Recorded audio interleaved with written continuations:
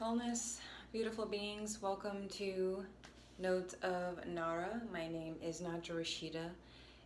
To those of you who are new, to those of you who are very well into my work and the messages that I upload and I share with you all, welcome back. I thank you so much for your subscription and for your time.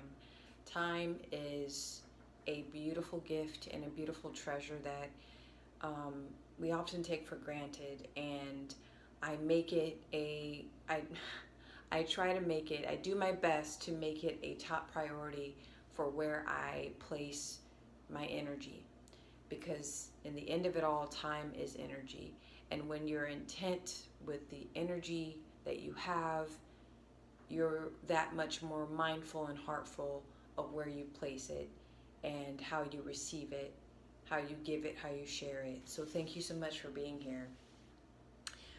Just a little recap. So today is the day before the last day of the year 2024, according to the Gregorian calendar. There are many different calendars. They're globally all over the world, but in the modern day society, we mostly follow the Gregorian calendar. So, the year has come to, or is coming to a close. It has been quite a year for me.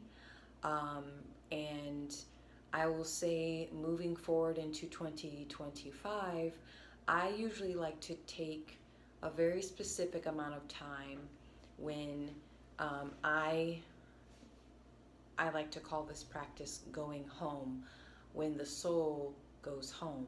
We all have a soul home. We can find this in reading a book, staring at a warm campfire light, going for a walk, gardening, even making love to a partner, holding a newborn baby. What I like to do, once I try to do this once a year, or when the soul calls me to do it, I take 7 days of complete silence. I remove myself from the egoic material world. I unplug. I unplug my Wi-Fi. I turn off my cell phone. I turn off my laptops. And I stow all of my digital devices away where they're out of sight. And this year, this season, this month was the time to do so. And I ended this practice just yesterday. And I will say that by the end of the 7 days, my spirit was fed. My ego was listened to. It was kind of put on mute in a way. It's like when you close your throat energy center, when you remove yourself from speaking and engaging in the world, and you move in silence, all other senses become heightened, and your subconscious mind, your subconscious existence, your internal world, your secret life comes alive. And that's what happens during this very mystical, magical time for me. And every time, I've been doing this practice since, I believe, the fall of 2019 or winter 2019. So a while. And yes, I feel very fulfilled and moving forward, because I've been going back and forth with my spiritual path, and I've always considered myself spiritual. Spirituality, I'm a spiritual person. I'm not religious, but I'm spiritual. And having the time that I had last week, I've now come to the conclusion on what I've been seeking for, the connection I've been looking for, and that is with my soul, my own soul. The soul of life itself, the soul of transformation, the soul of unification, the soul of love, the soul of hunger, starvation, the soul of creativity. the list goes on and on and on. And before I move forward deeper into today's topic, anyway, I really want to emphasize what this, my own perspective of what this means for me. And it's been a belief for quite some time. And I was reading a book this book has highly influenced this upcoming month's topic, which is of the soul. It's called Women Who Run with the Wolves by Clarissa Pinkola Estes, PhD in, I believe, in intercultural writing or psychology. A wonderful author, just a magical, talented woman. I think she's probably in her late 70s to early 80s now, but just she has wonderful penmanship, so poetic. It's like poetry and psychology, and she's able to blend the two worlds together. So you have, I know in the past I've mentioned the energy vortex and what that is. You have the mind, heart, body. And there's nothing wrong with that belief system. I think it has its role, it has its place in my spiritual practice to keep things simplified when doing energy readings. But I will say now, after doing some soul searching and listening to my, I guess, inner guidance and network, I have redefined this in a way where, and I had no idea it's actually a West African belief system where you have the soul, and the soul gives birth to the spirit. And for the spirit to connect to the material world, it gives birth to, or the ego is born. So you have soul, spirit, ego, right? And the soul, it cannot be harmed. I know that there's a lot out there that says, ooh, you're selling your soul, you're selling your soul to the devil, or, he's trapped his soul, all this other, there's many different, explanations of the nature of the soul. And I'm definitely looking forward to getting into that in January of 2025 with you all. The soul is, in a way, omnipresent. It is the, I believe, almost manifestation of God, God's source. It is guidance. It is the light, and love as well. It's choice. It's liberation. It's freedom. The soul is infinite. It is eternal, and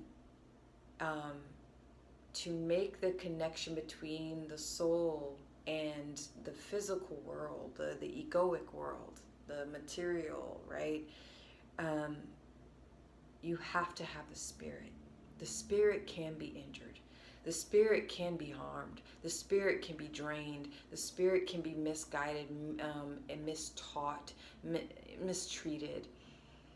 And then you have ego. And when the ego just needs an assignment. It is your persona. It is like your external shield. It's what you share to the world. The mask, the illusion. The ego can ride on illusion like nothing else. And when the ego has nothing assigned to it, it will take over and possess you. And that causes great harm, because ego knows no bounds. Its desires overextend themselves, and it doesn't matter who it hurts. And the spirit is supposed to do the checks and balances. It's almost like the spirit is like the channel that gatekeeps, okay? We're always supposed to, this is why the word spirituality, rituals of spirit, are so important. You commit yourself to rituals that purify, that cleanse, that gives the spirit rest. Burn out, when you feel burned out, right? The spirit's tired, it's exhausted. The soul always is connected to us. But we disconnect ourselves to the soul. You cannot kill the soul. You cannot destroy a soul, but you can freeze it. You can you can almost in a way put it in a prison. You can silence and mute it, but the spirit is something that's so critically important that you can't see, right? You can feel it. And when your spirit is in a really good, balanced, and healthy space, that's when the soul can really shine through. As you can see, I'm no longer hiding my artwork. I'm no longer hiding I have my music, I'm surrounded by my musical instruments, because for a long time I've hidden my creative life. I put service above everything, right? Above my own personal interests. But there's parts of my soul that want to, it needs to be channeled out through creativity, right? And the thing is that it's so important to create this space to go home, to return to the soul, to retrieve certain messages and certain guidance and wisdom that you can't just collect in the physical world, in the material synthetic world. And I shouldn't say it, not everything in our world is synthetic. Most of it's organic, but it's becoming more and more synthetic, which makes it that much harder for us to see what the soul has outlined for us to help guide us. Even my middle name, Rashida, Ya Rashid, comes from the 99 names of Allah. And the Sufis, they study the 99 names of Allah as names of guidance to help guide you, to help purify. They use sound and frequency. But my mother gifted that name to me, Ya Rashid, meaning teacher, guide. And so, yes, so let's talk about soul, going home to soul. And, going home to the place where we belong. And yes, I have my handy dandy notebook here. Going home, it's scary when you've never done it before. To me, I always get a little buzz before I go on this silent fast retreat.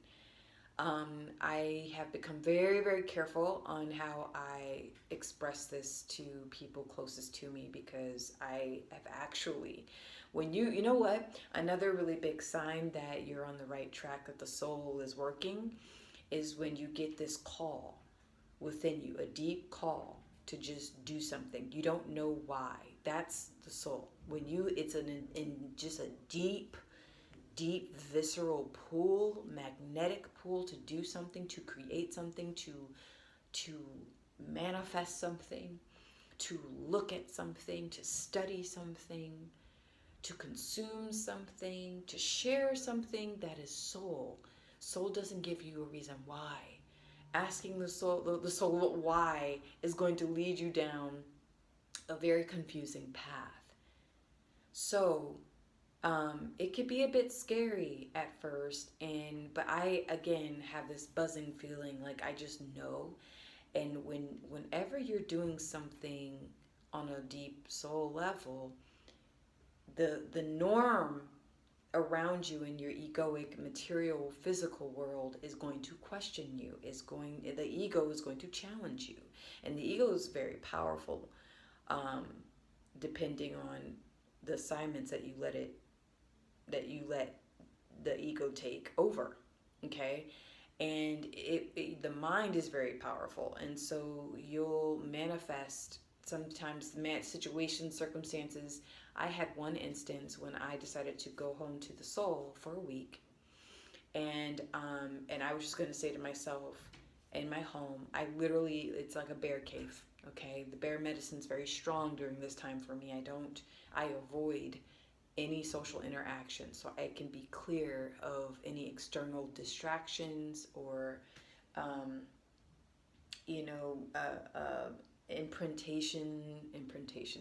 imprints from other people, thought forms. Just I need to be in solitude, complete solitude. And I had a friend several years ago. I had a friend younger than myself, and we're different seasons in life. but we had a connection at the time. And she was very youthful, just very mystical, okay? And those of you who follow astrology, she was a Pisces. Like she was so very free-spirited young woman. And I told her, I said, she invited me. Well, first I said, hey, I'm going to be going on like this silent fast. Just so you know, I'm not going to be answering any phone calls or text messages or answering the door or anything like that. Just to give her a heads up because we were in communication at the time. And she says, okay, cool, bet. A couple of days later, she invites me to a holiday dinner to meet her mother. Super excited for me to be there. And I told her, I said, oh, great, I'll be there, but I will be practicing complete silence. I will not be engaging in conversation, but I definitely will be in the presence of your mother and uphold that. I want to meet her, I want to listen to her speak and just watch you vibe, right? And just be in that space of family, And I got the response a reaction, I should say, that I just was shocked to the core. I had no idea it would turn into this. She blew up. How dare you? This is my mother. She's going to be deeply offended. I can't believe you would not speak to her. It was very like ego, okay? And so the dinner didn't happen. I never met her mother. Well, did I meet her mother? I don't believe so. But it hurt, but my soul said, you're coming home. You're doing this. When the soul is powerful, especially when you choose to listen and when you don't. But when you listen, that pull is so strong, so I obeyed. I obeyed God's calling, the higher power source. I obeyed this calling to go inward. And I shut everything down. And she didn't speak to me for months after that. That hurt. But I got over it because the benefit, what I got out of listening to my soul and doing this practice outweighed an angry, disgruntled friend at the time. It wasn't until almost over 2 years later that I get a phone call or I get a voice message that she literally said, I won't disclose the whole conversation, but she literally, one of the first things she said was, I understood what you did. I completely understand why you did what you did and where you were at. I get it. And so now to this day, that was just such a confirmation that it is so incredibly important to listen to the soul and to obey God's direction. Okay, call it what you want. God's source. Consciousness, right? Going home to the soul through silence I had some very deep things, buried memories, okay, that I believe were trapped inside my subconscious mind. And the thing is about dreams and the subconscious mind, or just the subconscious mind in general, when you allow that stuff to bubble out, it like releases itself and you feel lighter. You feel liberated. And so these memories that weren't all bad, they're actually very good. And what was scary was that it was a moment in my life where I truly fell in love with an environment and with a group of people that they became second family to me. They became a home away from home. And at the time, I had no idea about soul home. All I knew was that they were a physical manifestation of the type of home, family, environment that I never had.